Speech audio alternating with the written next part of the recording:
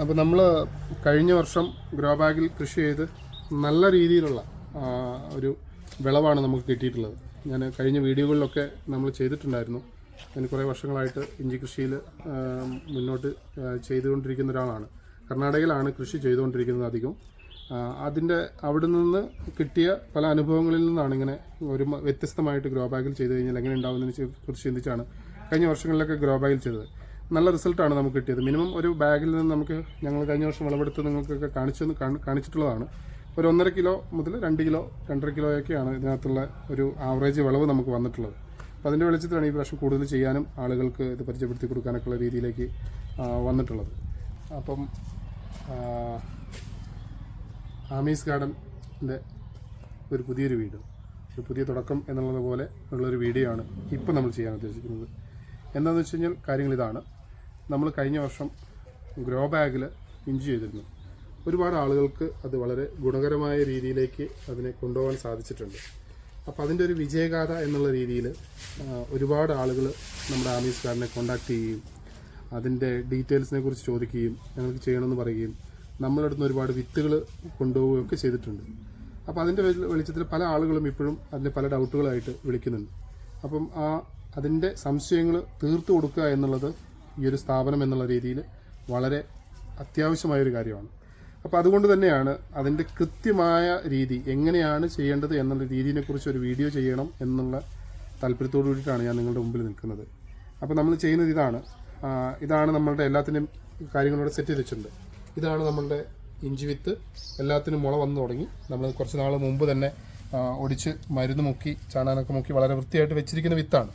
ഇതേപോലത്തെ വിത്തുകളാണ് നമ്മൾ പലർക്കും ഇവിടുന്ന് കൊടുത്തിട്ടുള്ളത്. ഇതൊക്കെ നല്ല മുള വന്ന വിത്തുകളാണ്. അപ്പോൾ ഇതാണ് നമ്മൾ ഒരു ഗ്രോ ബാഗിലേക്ക് നടാൻ ഉദ്ദേശിക്കുന്ന വിത്ത്. ഇത് ഏകദേശം ഒരു 50 ഗ്രാം മുതൽ 80 ഗ്രാം വരെ വലിപ്പമുള്ള പല വിത്തുകളും ഇതിനകത്തുണ്ട്. ഇതാണ് നടാൻ ഉദ്ദേശിക്കുന്ന വിത്ത്. രണ്ടാമതായിട്ട് അതിനകത്തേക്കുള്ള മിക്സിംഗ് ആണ് നമ്മളുടെ മുമ്പിൽ കാണുന്ന ഈ 4 വണ്ടിയിലിരിക്കുന്ന മിക്സിങ്.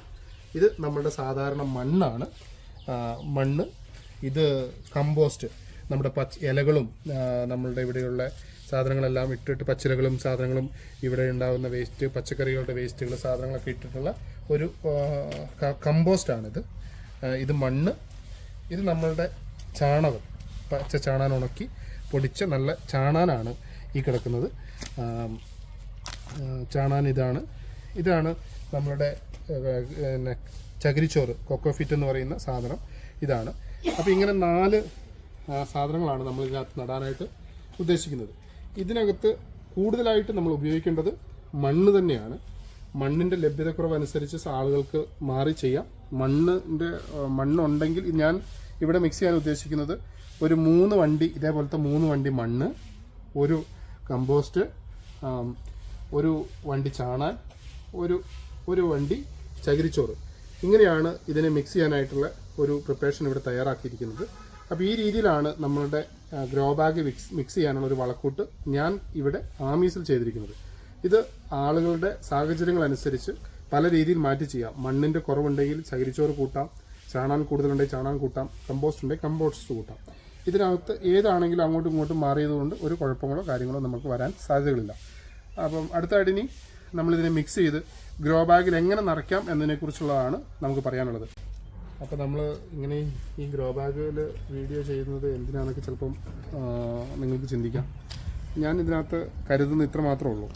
നമ്മളുടെ സാധാരണക്കാരായ ആളുകളിലേക്ക് കൃഷിനെ ഒന്നും കൂടെ പ്രൊമോട്ട് ചെയ്യുക എന്നുള്ള ഒരു ഉദ്ദേശമാണ് എനിക്കുള്ളത്.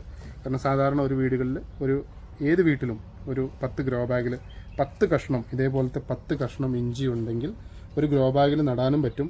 അത് നമ്മളുടെ വീട്ടാവശ്യത്തിന് ആവശ്യത്തിലേറെ ഉപയോഗിക്കാനായിട്ടുള്ള വലിയ ഗുണങ്ങളും നമുക്കുണ്ടാവും.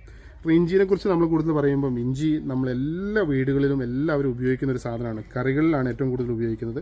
അതേപോലെ തന്നെ മരുന്നുകൾക്കും ഇഞ്ചി ചുക്ക് കഷായവും ഇഞ്ചിയുടെ നീര് ഇടിച്ചു പിഴിഞ്ഞ് കുടിക്കുകയും ഇതൊക്കെ നമ്മൾ ചെയ്യുന്നതാണ്. അപ്പോൾ അതുകൊണ്ട് ഞാൻ ഇതിനകത്ത് എനിക്ക് ഏറ്റവും കൂടുതൽ താല്പര്യം കാണുന്നത്രയുള്ളൂ. എല്ലാ വീടുകളിലും നമ്മൾ ഒരു 10 പീസെങ്കിലും ചെയ്ത് കഴിഞ്ഞാൽ നമ്മളുടെ വീട്ടാവശ്യങ്ങൾക്കുള്ള എല്ലാ ആവശ്യങ്ങൾക്കുള്ള ഇഞ്ചികളാകും. അപ്പോൾ അത് സ്വയമായി എല്ലാവരും ചെയ്തു കഴിഞ്ഞാൽ വളരെ ഗുണകരമായ ഒരു രീതിയിലേക്ക് നമുക്ക് നല്ല റിസൾട്ട് കിട്ടിയതുകൊണ്ടാണ് ഒരുപാട് പേര് ചെയ്ത് റിസൾട്ട് പറയുകയും ചെയ്തതിൻ്റെ ഒക്കെ വെളിച്ചത്തിലാണ് ഇത് കൂടുതൽ ചെയ്യുക എന്നുള്ള ഉദ്ദേശവും ഈ വീഡിയോ എടുത്ത് നിങ്ങളിലേക്കൊക്കെ എത്തിക്കുന്നതിന് കാരണം അത് കൂടുതൽ ആളുകളിലേക്ക് ഇത് എത്തുക എന്നുള്ള ഉദ്ദേശത്തോട് കൂടിയിട്ട് മാത്രമാണ്.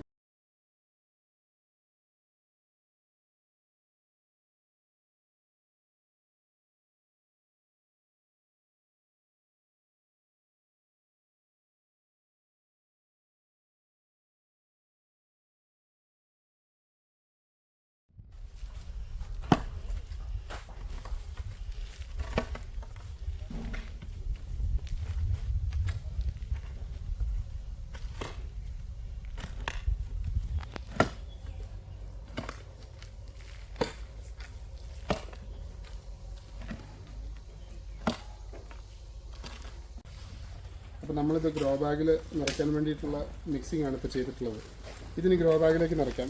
ഈ ഗ്രോ ബാഗിൻ്റെ സൈസ് എന്ന് പറയുന്നത് 15x18 അതായത് 15 ഇഞ്ച് ഹൈറ്റ്, 18 അടി വിസ്തീർണം, അങ്ങനെയുള്ള 15x18 ആയിട്ടുള്ള ഒരു ഗ്രോ ബാഗാണ് നമ്മൾ ഇതിനകത്ത് ഉപയോഗിച്ചിട്ടുള്ളത്.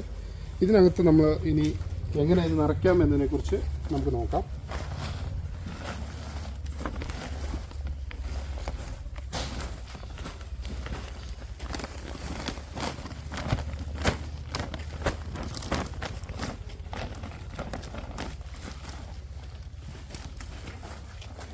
നമ്മൾ ഏകദേശം ഒരു 3/4 ഭാഗത്തോളമാണ് മണ്ണ് നിറച്ചിട്ടുള്ളത്. ഈ മണ്ണ് നിറച്ചതിന് ശേഷം ഇത് ഫില്ല് ചെയ്ത് ഗ്രോ ബാഗ് ഫില്ലായി. എല്ലാ സ്ഥലത്തും ഒരേപോലെ തന്നെ ഗ്രോ ബാഗ് ഫില്ലായിട്ടുണ്ട്. 3/4 ഭാഗമാണ് നമ്മൾ മണ്ണ് നിറച്ചിട്ടുള്ളത്. ഇനി നമ്മൾ ഇതിനകത്തേക്കാണ് നമ്മൾ വിത്ത് വയ്ക്കുന്നത്. ഇതിനകത്തേക്ക് നമ്മൾ വിത്തെടുത്ത് വയ്ക്കുകയാണ്. ഇതാണൊരു വിത്ത്. ഇത് ഗ്രോ ബാഗാണ്. ഈ ഗ്രോ ബാഗിൻ്റെ ഒരു സൈഡിലേക്കാണ് നമ്മൾ വിത്ത് വയ്ക്കുന്നത്. ഒരു സൈഡിലേക്ക് നടുക്ക് വെക്കരുത്. നടുക്ക് വെച്ച് കഴിഞ്ഞാൽ ഇത് വളർന്ന് അങ്ങോട്ടും ഇങ്ങോട്ടും ആകാതെ ഒരു മുഴുവൻ ഇതല്ലാതെ ഒരു സൈഡിലേക്ക് വെച്ച് കഴിഞ്ഞാൽ അത് മുന്നോട്ട് വളരാനുള്ള സാഹചര്യങ്ങൾ കൂടുതലായിരിക്കും.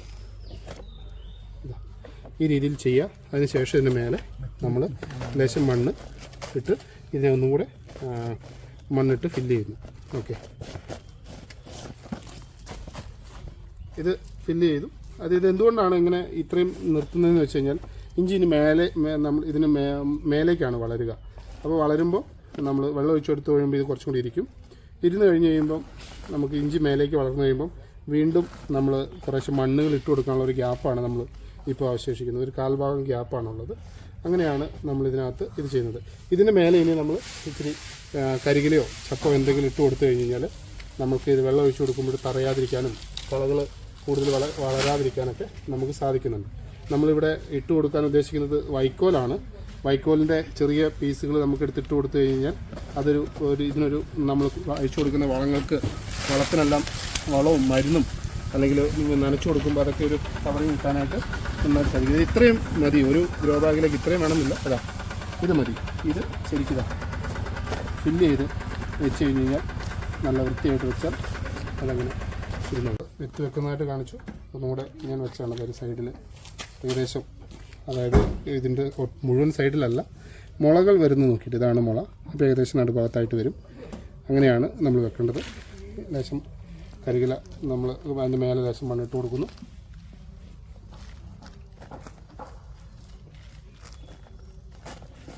ഇത്രയാണ് ഇതിനകത്ത് ചെയ്യേണ്ടതുള്ളത്. ഇനി ലേശം കച്ചിയോ കരികിലയോ എന്ത് വേണമെങ്കിലും നമുക്കിതിനകത്ത് ഇട്ട് കൊടുക്കാം. അത് കൂടുതൽ കള വരാതിരിക്കാനും ഇതൊക്കെ നമുക്ക് നല്ല രീതിയിൽ ഇതാവുന്നതാണ്. ഇന്നത് ചെയ്യുന്നത് ഇന്ന് മെയ് 2-ാം തീയതിയാണ്. 2-ാം തീയതിയാണ് നമ്മൾ നടക്കുന്നത്. കുറച്ച് ദിവസം വൈകിപ്പോയെന്ന് തന്നെയാണ് എനിക്ക് പറയാനുള്ളത്. കുറച്ച് മുമ്പ് ചെയ്തായിരുന്നെങ്കിൽ കുറച്ചും നല്ലതാകുമായിരുന്നു. പക്ഷേ കുറച്ച് സമയം കുറവുകൊണ്ടും കർണാടകയിലെ ഇഞ്ചി നാടിൻ്റെ സമയമൊക്കെ ആയതുകൊണ്ട് സമയം കിട്ടിയില്ല. അതുകൊണ്ടാണ് ഇപ്പോൾ ഇന്ന് ചെയ്യുന്നത്, മെയ് 2-ാം തീയതി. ഇനി നമുക്ക് ഇത് മുളച്ച് വരുമ്പോൾ അടുത്തത് എന്താണ് ചെയ്യേണ്ടതെന്നുള്ളത് കൃത്യമായിട്ട് അടുത്ത വീഡിയോയിൽ നമ്മൾ പറഞ്ഞു തരുന്നതായിരിക്കും. അപ്പോൾ ഇത് കൂടുതലായിട്ട് അറിയണമെങ്കിൽ നമ്മളുടെ വീഡിയോ യൂട്യൂബിലൊക്കെ കാണുന്നവരുണ്ടെങ്കിൽ ഒന്ന് സബ്സ്ക്രൈബ് ചെയ്യുക. മുന്നോട്ട് ഇതേപോലുള്ള കൃഷിയുടെ പുതിയ വീഡിയോകളും പുതിയ അറിവുകളും ഒക്കെ ആയിട്ട് വരുന്നതായിരിക്കും. Okay, thank you, by.